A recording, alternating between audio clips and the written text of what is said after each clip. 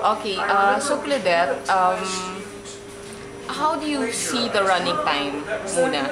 Because I was thinking initially 15 minutes. Kaya lang, since I up the target audience to intermediate, which is ages 11 to 12, now it can be 30 minutes. What do you think of that? Maybe to me, as a producer, you can start off with 15 minutes. That is okay, and feel your market. Kasi radio siya, baka lang iba kasi pag may visuals eh.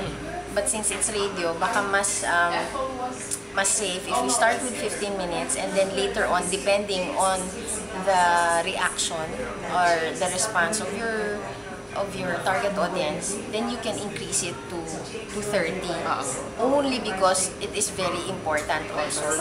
Ang ano ko lang is how to keep them in tune for a longer time. But 15 minutes as of now is okay. Okay. So, in terms of of the structure, because I was thinking of making it a magazine, so the reason why it's Ready, Get, Set, Go is because of the 3 parts. Can you comment on that? Sorry, Paul. I'd like to add something on, sige, go. on the 15 minutes. Also because children now, even if may mga iPad sila and anything which is odal, no?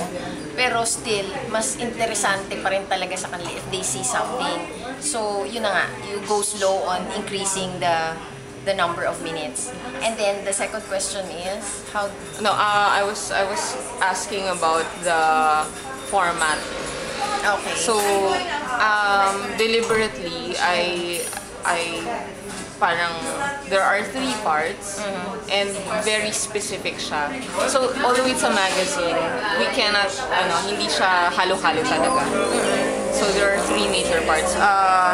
Will that work, you think? I believe that the magazine will work vis-a-vis other formats. Pero pwede rin siguro na may story. Pero since radio siya, mas maganda kung maraming palabok. Ibig ko sabihin, you have a segment wherein you talk about something or you interview an expert. So, mas makikinig ang mga bata siguro dahil may parang teacher or may expert. And then, the other segments will tell them exactly what to do. So, hindi nakafocus on just one thing na tuloy-tuloy nangyayari. I think having varied elements in the show will help. So, okay yung format na magazine. Then maybe later on, if you increase it to 30 minutes, then maybe merong reenactment or something. But for now, this will work.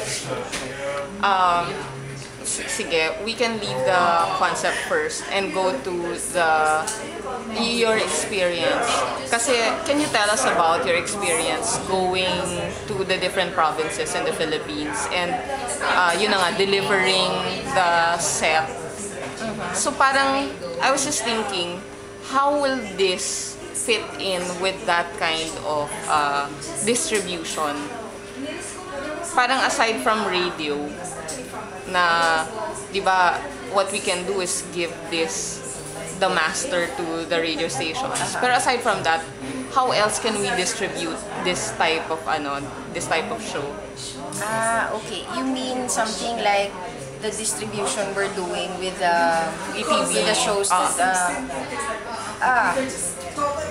okay.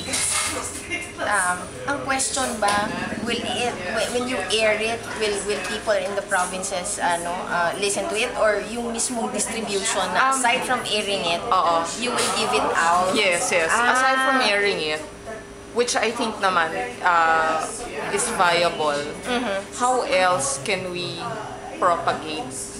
Kumbaga, how else can we distribute? Disseminate. Disseminate. Okay. Based on the experience we have in ETV,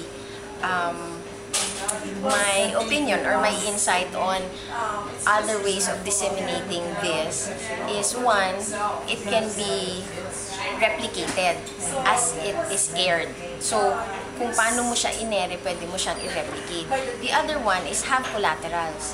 Like, you can have a print material na nakasama dun sa replicated material mo. And then, when you distribute it, at least, meron silang tinitingnan. Hindi lang yung pinapakinggan.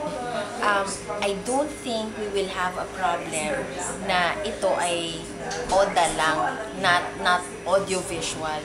Kasi sa mga probinsya naman talagang ano pa rin ang radio. Kahit anong sabihin natin, mas malawak pa rin talaga ang reach ng radio. So I don't think yung action of just listening and not seeing anything will be a problem. Pero makakatulong din na meron tayong print material that goes with it. Maybe one for teachers, to maybe telling them something on how they can use the